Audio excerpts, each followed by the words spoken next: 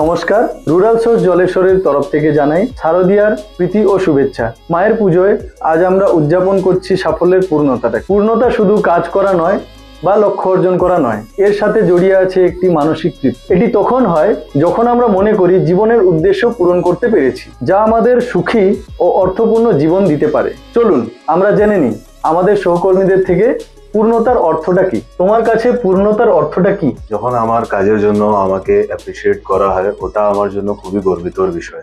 ମୁଁ ଘର ପାଖରେ କାମ କରୁଛି, ଯେଉଁଥିପାଇଁ ସବୁ ପର୍ବପର୍ବାଣୀ ମୋ ପରିବାର ସହିତ ମନେଇ ପାରୁଛି। ମୁଁ ଏଠି କାମ କରିକି ମୋର ହାୟର ଏଜୁକେସନ ସମ୍ପୂର୍ଣ୍ଣ କରିପାରିଛି। ମୁଁ ରୁରାଲ সোর্সে কাম করি গাঁরে গোটে সুন্দর ঘরটি তৈরি করিপারি। পূর্ণতা অর্জন করতে হলে আমাদের কেবল বাহ্যিক সাফল্যের দিকে না তাকিয়ে আত্মার শান্তি ও সন্তুষ্টির দিকে মনোযোগ দিতে হবে। যখন আমরা নিজেদেরকে ভালোবাসতে শিখব, আমাদের কাজকে সম্মান করব, নিজের কাজের প্রতি কৃতজ্ঞ থাকব, তখনই আমাদের পূর্ণতা জীবনে সাফল্য আসবে। শুভ শারদীয়া।